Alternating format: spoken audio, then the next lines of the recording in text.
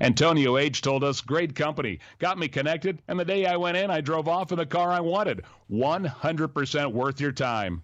Need a car? Get started now and drive off as early as today. Just go to 12ignoremyscore.com right now. That's www.12ignoremyscore.com. Auto financing the easy way. 12ignoremyscore.com. Get started today. Auto financing the easy way. That's right. It's the morning show here on ABC News Radio, KMET 1490 AM. I'm Aaron Michael Sanchez. Glad to have you on today's show. There are a lot of things going on around the world. What's going on in your local area? And then some we want to know. Let us know in Facebook chat, Instagram chat, YouTube chat, and or, of course, Twitter. We love to see all of your great conversations, including LinkedIn. And wherever we're streaming, we hope we're streaming to you live. And live, of course, is what we all are. Thank goodness that we all are alive. Many people, of course, wondering, are they going to stay alive in the days coming ahead? A lot of virus news, obviously, such that we don't want to share, and yet we need to share to bring awareness. A lot of people here on the home front being more safe than not, and of course getting tested and even vaccinated, and even being kind of shown at the door of certain places actual card, which I'm not going to lie, I'm actually glad I have my vaccine now, because I was for the very first time able to show my vaccine card, although I did have questions when I showed it, and I thought, well, how difficult is it just to kind of print one out and make it look like a real one? It's really not that difficult because they don't really look at anything other than, of course, the quick little print, and they go, okay, that's a vaccine card. Okay, cool. Because I don't think they really know what to look for. Because I went to an event yesterday, and for the very first time, they asked me, do you have your vaccination card? And I was like, oh. And I was like, shoot, I hope I do, because I'm pretty sure, knowing me, I'm very disorganized. And so I wasn't in my wallet, and I was like, oh, I know I just got it last week. Okay, so where is it at? And I thought, are they going to let me in, or are they not going to let me in? Could I kind of push for them to let me in? Because I was asked, I remember about a few weeks back at an event, which was an after party for a La Femme Film Festival, which we all know I was promoting. And at that event, they asked me, but I couldn't show them one because I didn't have one. And they said, no, that's all right, just go on in, just have it for next time, right? And so, of course, that's kind of becoming a thing here in California. So I was kind of thinking, okay, if I don't have him, I'm going to be able to see this, because I was invited by Jenny Lou Tugan, who, again, shout out to her on a feature film that she helped a writer actually produce during coronavirus called Albatross. And a very interesting film, I will say that. And she herself has been one of some really good movies, associate producer when it comes to some pretty big ones like Goonies, Lethal Weapon, Free Willy, and the whole entire Free Willy franchise. So she's been on the show before. We'll probably have her on again in the coming days. But the reality is they, for the very first time, before we went into the movie theater, asked for the actual card. And thank God it was in my left pocket in my jeans. And I was like, oh, here it is, of course. And I'm like, do I laminate it? Do I not? What am I thinking? Because it's kind of bent, out of shape. But I was able to show it, and, of course, able to get in. I was like, oh, I breathed a sigh of relief. Not going to lie. So the reality is, are you going to show it? Do you have it? And are you going to be able to prove it? I think that's the question in the coming days ahead. But if you don't have it, does that mean you walk home all of a sudden? I don't really know, because I don't know how many people actually showed their card and or did not show their card, if that makes any sense, because I don't think they turned away anybody for that. I think it's just kind of one of those things. All right, at least we checked, and there you go. In case they were asked, I don't know. I don't know if there's health police or what going on. It was in the Westwood area, down the street from the landmark, very famous Westwood Center, where they actually have a lot of premieres of movies. This was the second movie theater just down the street, right there, and there you go. So, Jesse, what's going on in the world? I have no idea. I've been hiding in my own little bubble, so any news stories that you tell me, I will believe. Got it. Okay, well, that's good to know. Well, the reality is there's a lot of stories, obviously, about coronavirus, so we'll go ahead and hit that off really quick.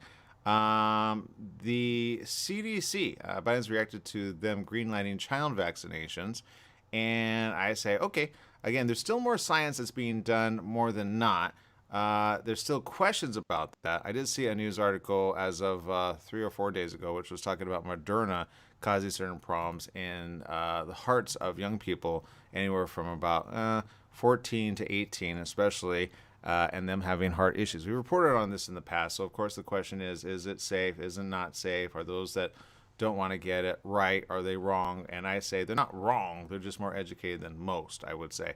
Now, having said that, I also had a conversation even with my mom because she's like, okay, I have to get another vaccination. Then I have to get a pneumonia vaccination. I'm like, okay, how many vaccinations are we getting all of a sudden? And are they all good to get at the same time? The answer is, oddly enough, no. Whenever you have more than one in your system, it does something to your biology. And what people don't understand is sometimes if you put too much into your body kind of is overcompensating for certain things that it's trying to get over, if that makes any sense. And whenever you put more than one dose of any said thing into your body, well, it kind of takes time for your body to kind of work through it all, if that makes sense. Which is why when you actually go to get your coronavirus second shot or first shot, whatever shot, they have a very interesting form of about 8 different questions. And some of the questions talk about immunocompromised problems that you may have already, as well as some other very interesting words that I don't know exactly how to pronounce them just yet. We haven't done the research, but I knew the answer for me was no, no, no, no, no, no, no. But if you check more than 3, technically they're supposed to kind of throw caution at you, and then of course make sure to monitor you because you could end up showing signs right there and then, which some have shown signs. I saw another report which was very interesting that I would like to pursue further in the coming weeks, which was tinnitus. Tinnitus is a side effect that they're starting to determine that after some of the shots that people are being given, they're getting ringing in the ears. Now, Jesse, I don't know if you know what ringing in the ears is like. Have you ever had and or experienced it with someone that you know and or love? Not that I know of, or at least I can remember anyway. Yeah, yeah. So the reality is, when people have this, it's very difficult for them, and it's not something that anybody will likes to admit to. But if you ever hear a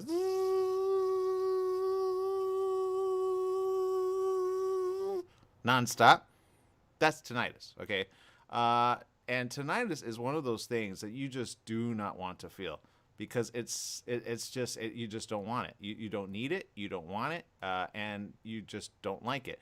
Now I know of a friend who actually was from Vietnam era, and he constantly has that. It's like a low buzzing for him, like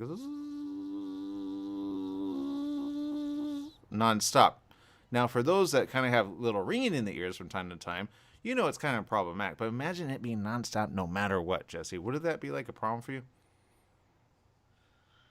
Uh, I don't know. I want to say no, but then unless I experience it firsthand, I really couldn't say. Yeah, but it's constant. It never turns off. So it's like Yeah. it's like it's always in your ear, and it's in your inner ear, by the way. So even if you hear music and or stuff, you'll always hear it. Now, after about a good 8 years or so, people just go, "Yeah, I'm kind of used to it." But if it's all of a sudden out of the blue, which happened to I think now the number is 18,000, which are reporting. But at the time of the news report, there were about 10,000 reporting a certain ringing in the ears that all of a sudden happened, and very few of them actually did it actually dissipate within about 3 weeks. For some of them, it did dissipate in as little as 3 weeks to about 4 weeks. But the question is, why is this happening to the inner ear? And there's some science being done about it now, but a lot of people are going, "Hey, I'm reporting this, and you guys want me to report this, so this is a potential problem." Now the question is, what if it lasts longer than that? Is that a side effect that should be had by most? And the answer is obviously a no. So the question is, which shot is it? And unfortunately, it's been coming up as Moderna. So having said that, some people's biology does not do well with inner ear syndrome. And if you do the research, you'll understand that that's actually a thing.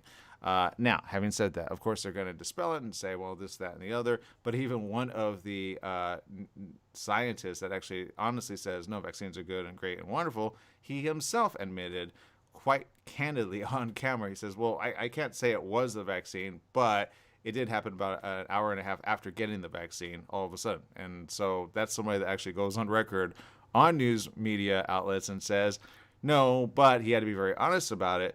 And I would say, well, if you've never had tinnitus or a ringing of the ear, a constant buzzing all day long, Jesse, if you had that in your head, I kind of think you would be like, God, can you stop that ringing noise? But it would travel with you everywhere. So even if you're driving, you just hear it the whole time. That wouldn't bug you? Yeah, no, that would probably drive me crazy. Yeah, if it just happened all of a sudden, I'd be like, "What is that noise? Turn it off." Yeah, exactly. There you go. And you can't. And it all of a sudden happens out of the blue after a coronavirus shot.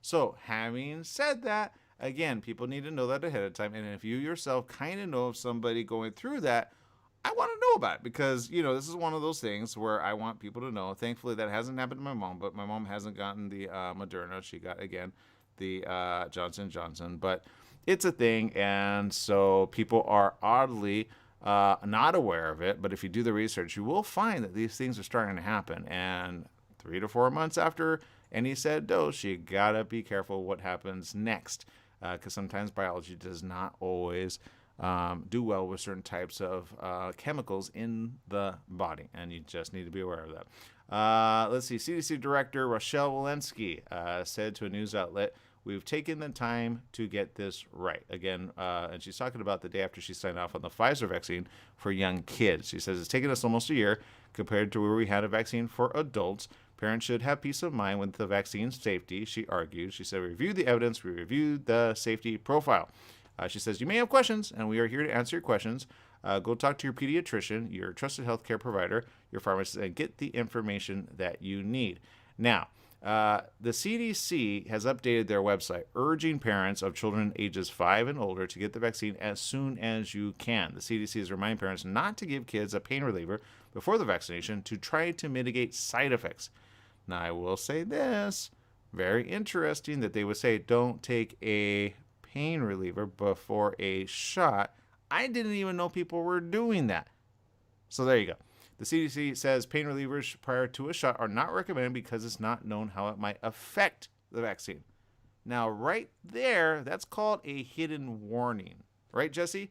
That's like, you're not telling me the whole story. What is it? Well, if I take like an aspirin, how is that going to affect the vaccine? I thought you said the vaccine's safe.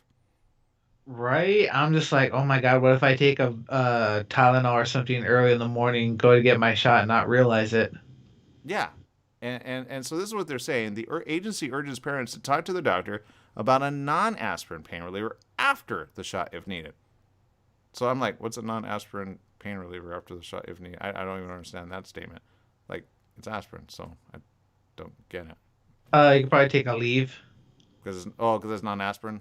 Yeah, it uses something else other than aspirin. I can't remember what it's called. Got it. Okay. Well, then that makes some sense because I've heard of that before. Leave is good for a lot of things, by the way. The CDC recommends that people who have recovered from COVID-19 still get the shot. Waiting 90 days is only necessary if the person received monoclonal antibodies. So there you go. So there's a lot of information going around, but I will say whenever they throw something like that out there, it tells me, hello, back to combining shots. Very important.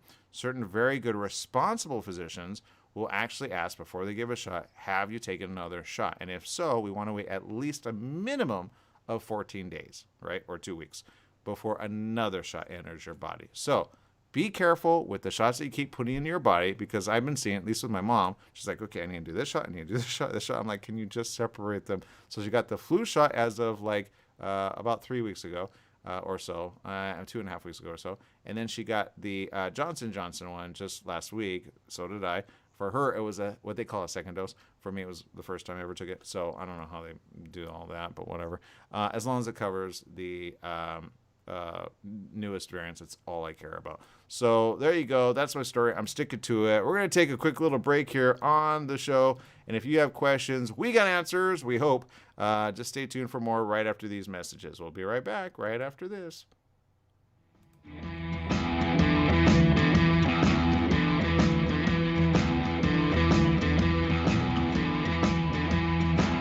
Your health truly is the greatest gift.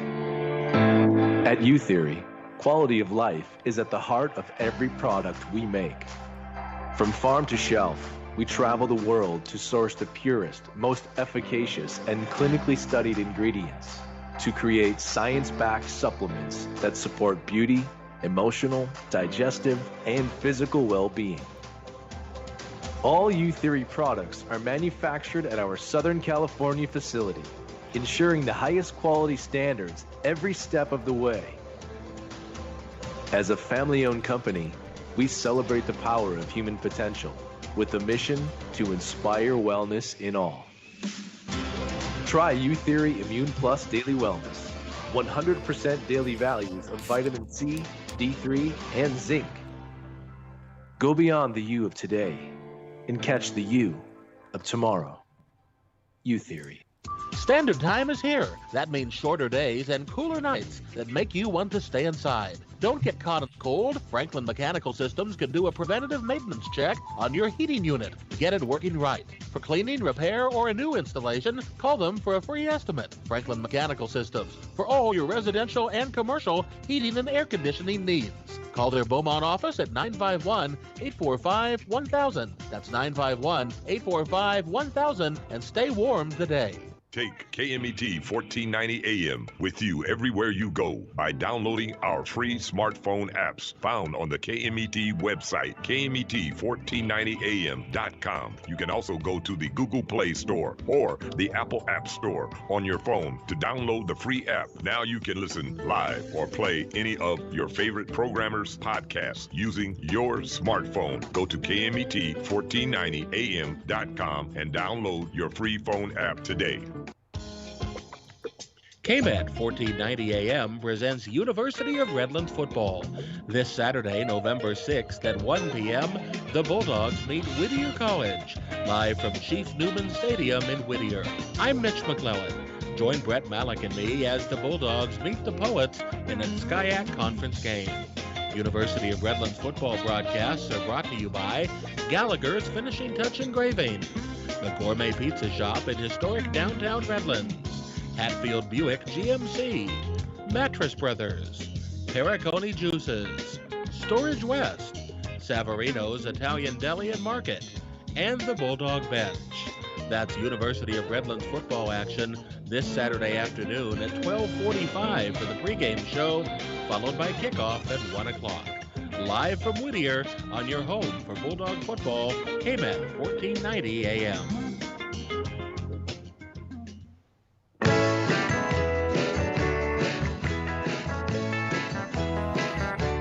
Welcome back. Yes, it is the morning show here on ABC News Radio, KMET 1490 AM. And a lot of news is always good news, except when it's bad news. And a lot of people are asking, what's going on with the virus? Is it still around? Are we through with it? And I will say there are some areas where I see people still not wearing face masks.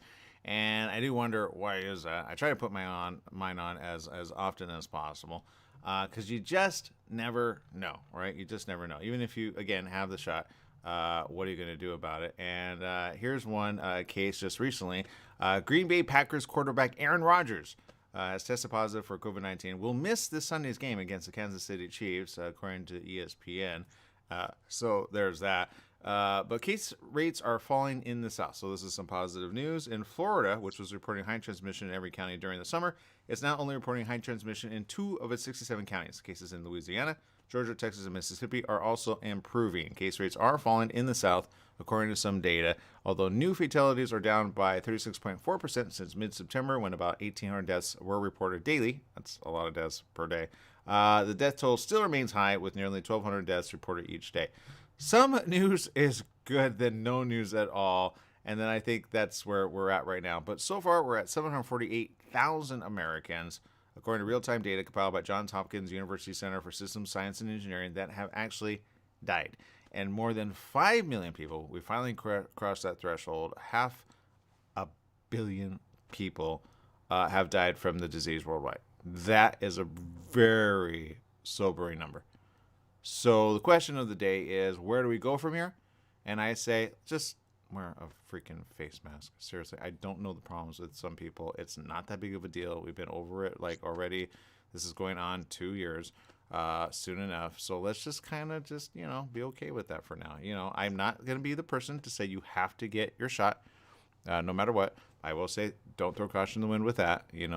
Investigate, discover which ones have the least side effects, because I think in the next coming 3 to 4 weeks, we're going to see a lot of data compiled from the first shot doses, and there are certain things that people are reporting and experiencing, and they're wondering if they should have gotten the shot at all.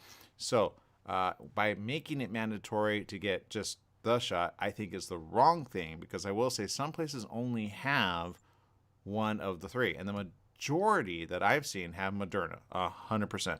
I went to Target last week because I wanted to get, again, the Johnson & Johnson, but we had to call around to figure out who had it, because the majority did not have the Johnson & Johnson. You have to really find certain ones that have the Johnson & Johnson, because it's in and out. Like it's here and there up until a point, and then they don't have it. And there's certain vaccine trackers that you can call or find out, and you can look online and then put in the one that you prefer, and then you can find out which area actually has it. So it wasn't a CVS, it wasn't a Walgreens, it definitely wasn't a Target, because it actually was a pharmacy that we've never even been to.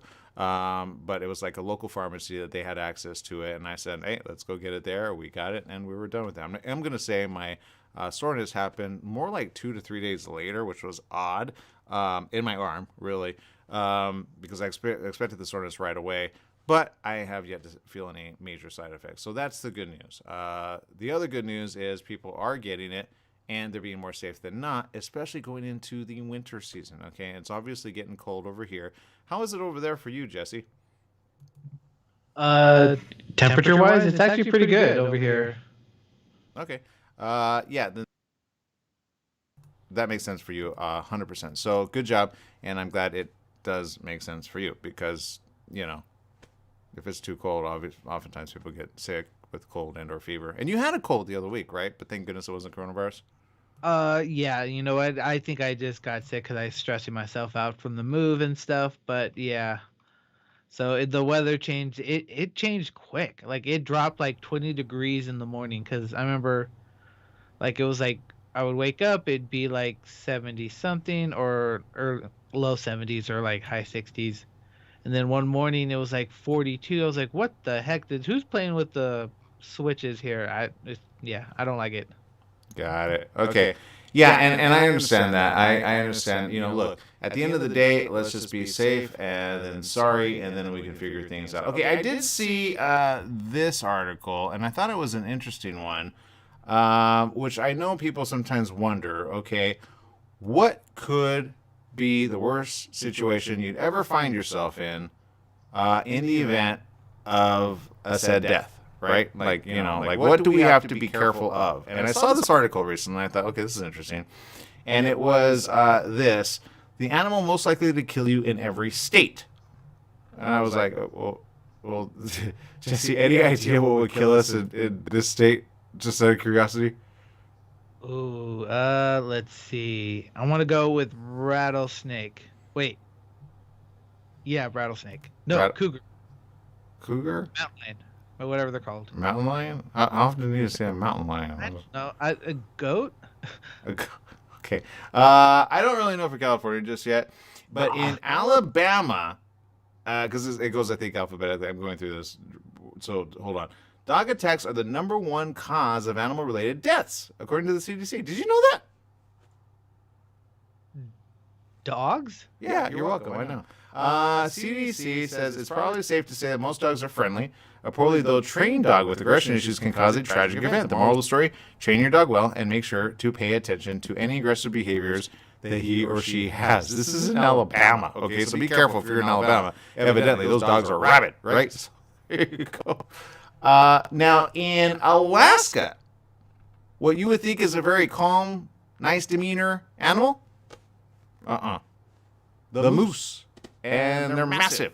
Okay. Oh, no, I already know that. You don't mess with moose. Those things are dangerous. Yeah, these giant creatures regularly get hit by cars. I can see that. They're like, you know what? I'm going to hit you. And while most of these collisions can cause minor damage, occasionally the crash will end in a fatality or major injury. There it is. Between 2000 and 2010, there were 17 moose-related fatal crashes, and any one crashes that caused major injuries in Alaska.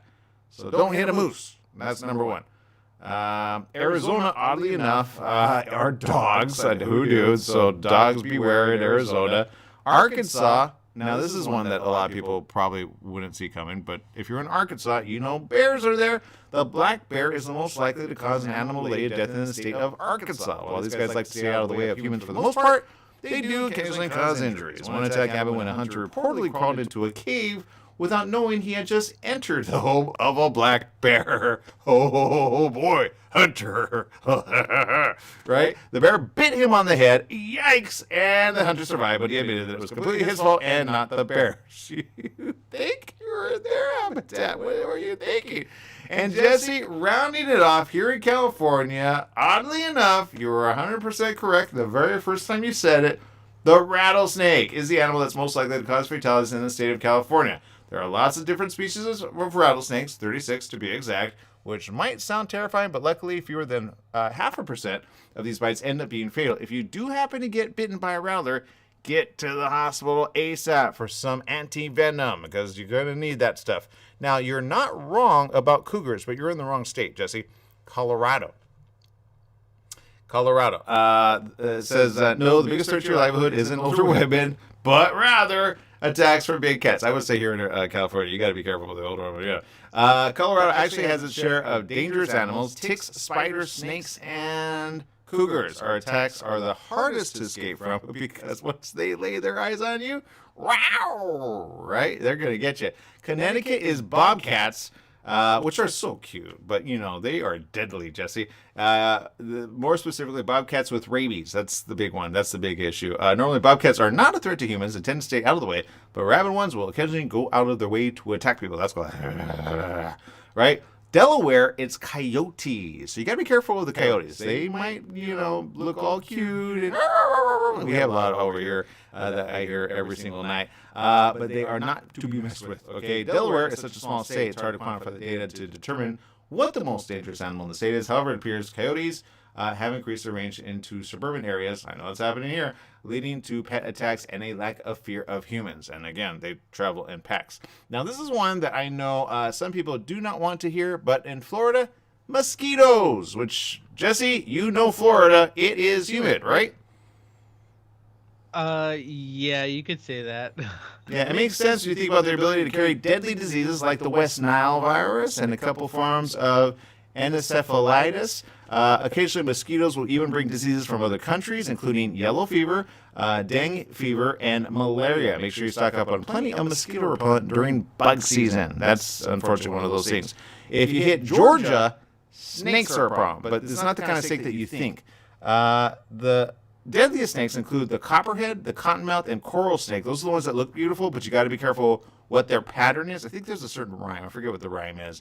It's like red on the outside, bad. Red on the inside, good. But I'm like, let's stay away from it. Black, you're a dead. No, red touches black, you're a dead man, Jack. Yeah, that's it. It's something like that. Yeah, if red touches black, you're a dead man, Jack. If you're Jack, then run away from black. Something like that. Yeah, it's weird. And they all contribute. It's been a while since I've actually had to use it. Yeah, just don't go around one. That's what I say. Just go, hello, snake, goodbye. Ah! The number of snake bites in Georgia increased in 2017 by 40%, likely due to shorter, milder winters. And Hawaii. Hawaii actually has one, but it's not on the ground. Thank God it's in the ocean. Tiger sharks. Tiger sharks sort of thing. Despite what the movies may make it seem like, the deadliest animal in Hawaii isn't the great white shark, but it's the tiger shark. They may be significantly smaller, but they're the biggest culprit behind shark attacks on the Hawaiian Islands, namely off the coast of Maui. So be careful in the ocean there. Idaho, poor little bear. One woman lived to tell the story of being attacked by a bear while hiking on a trail in Priest Lake in 2017. The bear who attacked was, in the defense of the bear, as is often the case, was protecting her cubs. Okay, so when they poor mama bear said, yo, what's up? You're not messing around with my babies. And the woman had her two dogs with her who may have provoked the bear, because that's what dogs do. She made it out alive, but needed 100 stitches. Yeah, that's called a very big swipe of the hand. Get away from my kids, you dumb. Yeah. Zombie coyotes are a thing. You probably would appreciate this, Jesse. In Illinois, right? Yeah, for our Chicagoans, right? What do you wait? Zombie coyote? Oh my god, you're horrifying me. You love horror films and you love zombies, but you didn't know zombie coyotes are real. It's a rabid coyote that people mistake for a sick dog. Once the unsuspecting victim gets too close in an attempt to help, they end up getting bitten. To make matters more interesting, Illinois is also home to several species of poisonous snakes. Illinois. Yeah, Chicagoans, be careful out there. In Indiana, oddly enough, deer. But again, not the way you would think. Deer are not known for being the brightest animals, as they often run out into the road when cars are speeding straight toward them. And because of this, the deer is the most likely animal to cause death and destruction in the state of Indiana due to how often they collide with vehicles. In 2016 alone, 14,000 deer were involved in car accidents in Indiana. That's why you got to be really careful when you go across, because you remember the story of deer in headlights, don't be a deer in headlights, because they often just exactly. Exactly. That's. I see my light flashing before me. Is that the light I'm supposed to go to? Which is it? I don't know, but they freeze up. They don't run. He's like, run, deer. And oddly enough, in Iowa, cows are a big thing as well. It's the cow that is the most deadly animal in the state of Iowa. Iowa is home to 21% of the nation's cattle. 60% of the nation's cattle operations working with livestock tends to be a dangerous job, so occasionally a worker will suffer a fatal injury when trapped in an enclosed space with an aggressive animal called, "Can you save me? Why are you killing me? I need to get out of here." So I get that. I get the fear of that. Kansas also has a problem with cows as the most dangerous animal in another state. So there you go. So be careful of cows if you're in these areas. They tend to be, hey, I don't want to be food on your plate. Kentucky, again, black bears, oddly enough, tipping off the scale there.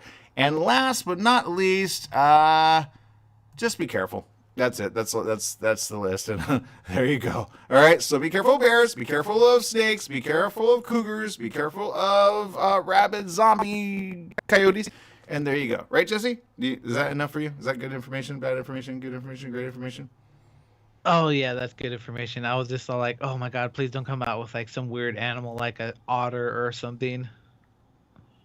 Australia has deadly otters. I could see that. Zombie otters. Well, you know what? I don't know, because I saw a video of someone just sent me a video. It was just of these two birds. They were just laying on the ocean, la la la la la, and underneath them was a seal or something, just I guess playing with them. And out of nowhere, this otter comes out, grabs the bird, and drowns it and eats it. So, yeah, otters aren't as cute and cuddly as some people think. Well, I never knew I would say this.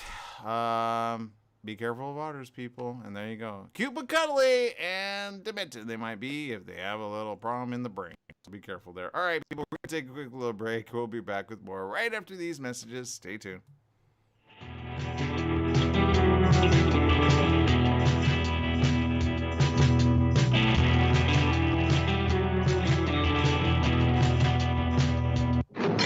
Facing a criminal charge and the possibility of a jail sentence can be terrifying. Wallen and Claridge is here to help you. Call 877-466-5245. Our law firm has been successfully defending clients facing crimes for over 40 years. We have offices throughout Riverside and San Bernardino County. Call us at 877-466-5245. That is 877-4NO-JAIL for a free phone consultation. We will be there when you call.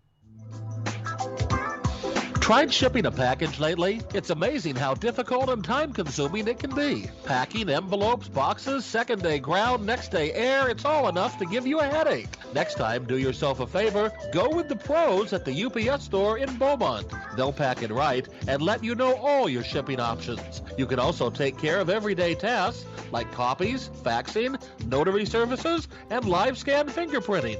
And while you're there, pay your Edison, gas company, and Verizon bills. Open extended hours Monday through Saturday. The UPS store in Beaumont, located in the Oak Valley Plaza at 1440 Beaumont Avenue. Call 951-769-5956. That's 951-769-5956. Online at the upsstorelocal.com/5027 or Google 5027.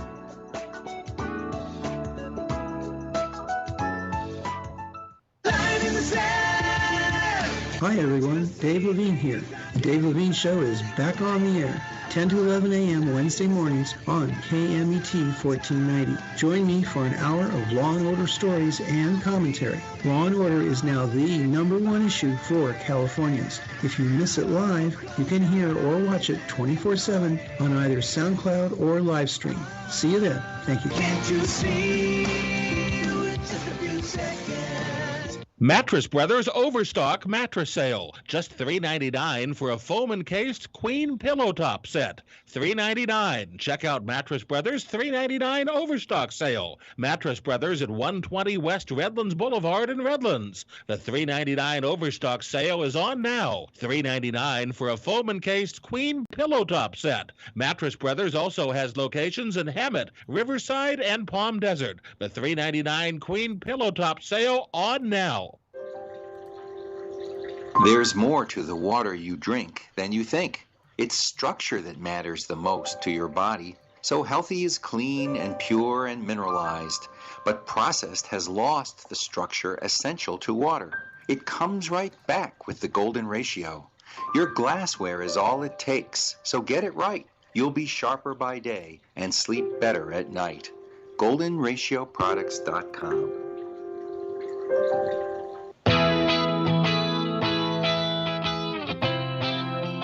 Welcome back. Yes, it is the morning show here on ABC News Radio, KMET 1490 AM. And I'm looking at the latest news, especially watching La Palma very closely, as a lot of people are starting to hear this around the world. Of course, La Palma, among other nations, are experiencing a lot of volcanic eruptions and a lot of earthquakes, and definitely in one place after another, literally. The reality is, when you have earthquakes, that's one thing. When you have volcanic activity, that's a whole other ball of wax. La Palma, often not seeing this type of eruption activity in over, I think, 180 years, is definitely starting to brace for impact, because not only are the earthquakes starting to become more magnitude of usually anywhere from like 4.8 to as high as 8.0. When you start getting tremors like that in a given area, that's called run. Now, I will say this. I don't know why they're not evacuating people of La Palma within a good, I would say 180 perimeter. Because if anybody knows anything about volcanic activity, you'll know that when tremors begin again and again and again in a specific area of a volcano, usually that's called raise the awareness to high. When you raise awareness to high, that's called evacuate no matter what. That's called evacuate for a good at least minimum 3 weeks until it settles down and the earth actually settles down around the volcanic activity. Because if there is more than one eruption, then you have to be aware that there's going to be said more eruptions within usually 8 weeks. If there's one eruption, that's okay. When there's more than 4 eruptions, that's called, this is a very active volcano. Move out of the way now. Having said that, Jesse, what do you know about volcanoes, if anything?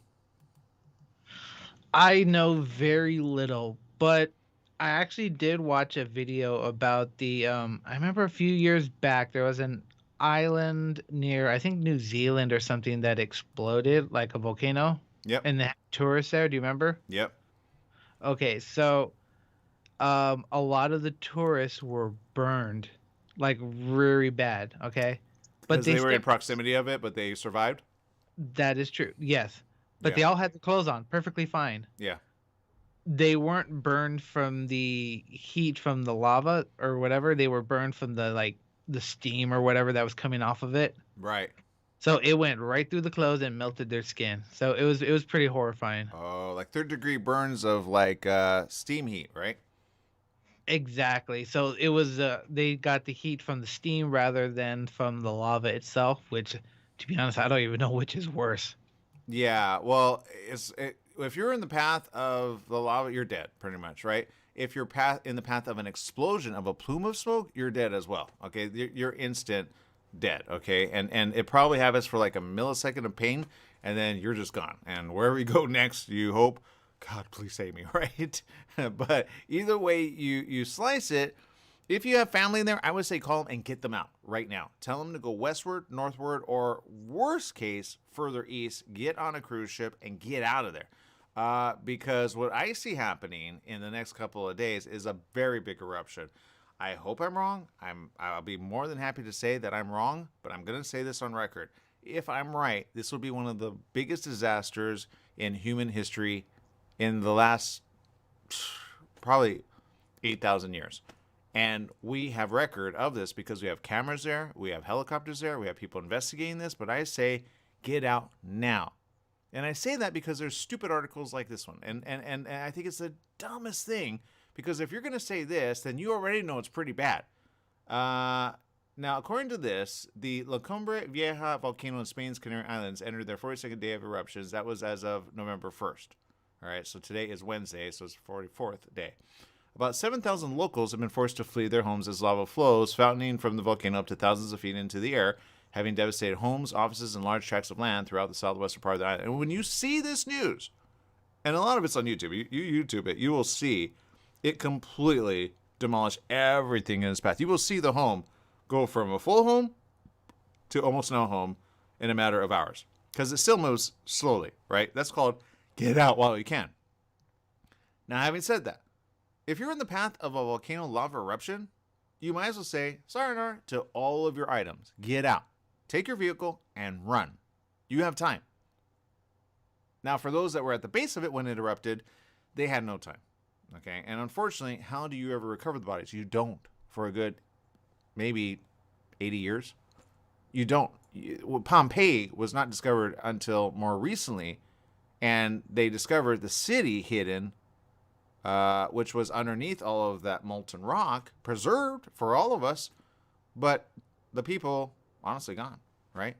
Sometimes entombed in kind of what was like a, if you've ever seen like lava flows and certain pipes that they kind of leave behind once they're dormant, like usually 90 to 180 years, which Hawaii has a lot of those. They're kind of like underground caverns, which are kind of cool in the end.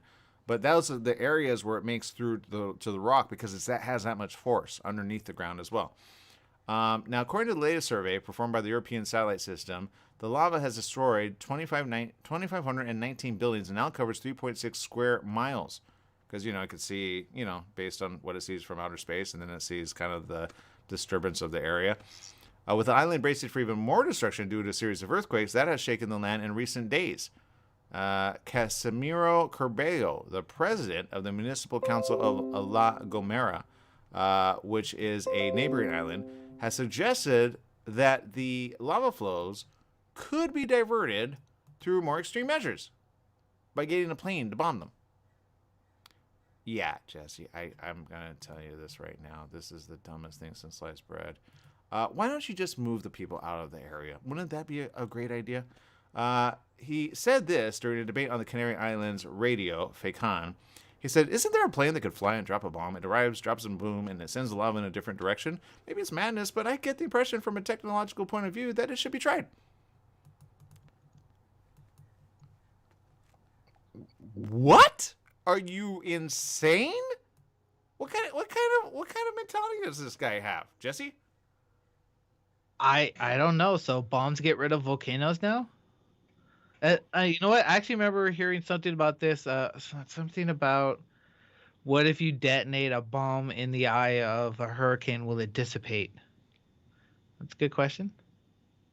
I don't know about that one. I know about the one, like, remember Core? That was a good movie.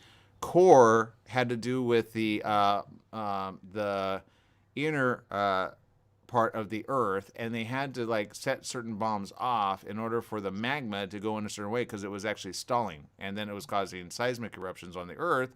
And they said if it stalls too much and we don't get it to where it's going, so they had to create this like device that goes into the inner crust, drills all the way down, and then they kind of drop several bombs into certain areas, making it go in a circular motion in order for it to kind of be reset in a good way. I remember that movie. But you usually don't want to drop bombs on volcanic activity trying to divert the lava, because lava goes where lava will go, right? Because you never know where it's going to erupt. That's the thing that this guy doesn't understand. Volcanoes are one of the most difficult to measure as to where they're going to erupt next. But I can tell you right now, if there's seismic activity already happening in the area, don't bomb the area. That's called the Earth's crust. You don't know what fault line you're going to bomb, okay? There's a lot of problems with doing that in the said area. Now, according to this, in his favor, although a lot of people took to some memes depicting him as that guy who is the actor's character is tasked with destroying an earthbound asteroid with a nuclear bomb. They're like, is this guy the Armageddon guy? What the heck? But in 1935, when lava flowing from Hawaii's Mauna Loa volcano began trickling perilously close to the town of Hilo, the U.S. Army, commanded by the future General George S. Patton, dropped 20 high-explosive bombs onto the lava river. Now, following the bombardment, the lava flow stopped. But the success of the mission has been disputed, especially pilots and geologists who flew on the bombing mission believed that the flow was all slowing anyway, according to the U.S. Geological Survey. And later appraisals made by the U.S. GS supported the conclusion, but that its halting was a coincidence. So some say, it really didn't happen that way, but okay, whatever you want to say. Now, more recently, in 1983, a more successful attempt was made using dynamite to divert the lava flow of then erupting. Now, I get dynamite. Dynamite's completely different, right? That's the TNT that you see in the movies, right? That's called we move away rock, we move away things. You can do that and place that in an area and create another route for the lava flow to go to, kind of like clearing. Have you ever done like a sandcastle? Okay. Yeah. Yes, I have. Yeah, that is a more strategic placement of things. You can create kind of a lava flow area for it to kind of drift down and away from said building, but that doesn't deal with the actual eruption of a said volcano when it spews ash and rocks into the sky, and now they come crashing down around the area, and of course getting people's lungs, which I guarantee you a lot of people are breathing in, and that's going to create a problem in at least 8 weeks with their lungs, okay? So you really want to get out of the area. I would say right here, right now, you know how they say evacuate when it comes to hurricanes and or tornadoes and or other things? I say, why are you throwing this out there when you should say evacuate? Because with the onset of certain tremors, any volcanologist will say this right here, right now, there is a high probability there's going to be another explosion. There already were 3 as of in the last several weeks, okay? So when you have that type of extreme situation happen, I say get out while you still can. Roads are still free to leave. People are not, well, unfortunately, people are clamoring to take pictures and other said things around the area. And I say get out. Get out while you can. Back to some steam that you were talking about.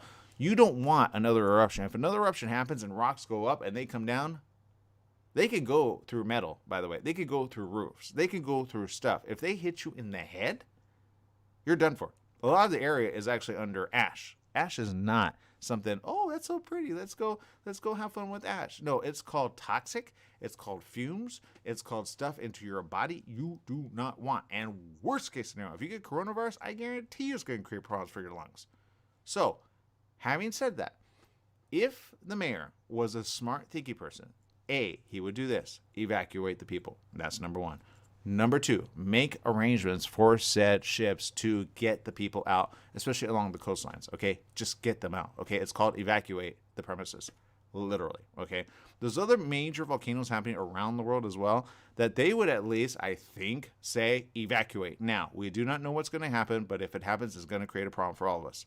Now, some people have theorized there might be a tsunami as well, and that could happen, especially if a volcano actually erupts in a really bad way. And I know this sounds like one of those things, but I'm just going to say it. If certain rocks hit the air and they're massive in scale of at least a mile and more, and it hits the said ocean and it lands in the said ocean, kind of like an asteroid would, it could create a mini tsunami of at least 18 feet and higher.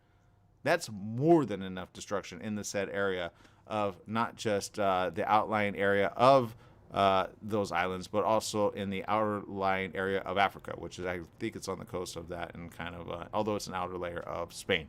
It's one of those islands that's not really next to Spain, but it's kind of protected by Spain because it's more Spain than not, which is why they speak a lot of Spanish there. But you got to be careful, people. You got to stop throwing caution to the wind and implement said safety protocols in the event of a volcanic eruption. Treat it like that, and you'll be safe. And people of La Palma, just get out. Don't wait for the authorities to tell you, because I guarantee you they don't have your best interests at heart right here, right now. And I hate to say that, but there you go. I'm saying it for record. Okay, people, make it a great day. Whatever you do, remember, life is worth living. Live it well. Bye-bye, everyone.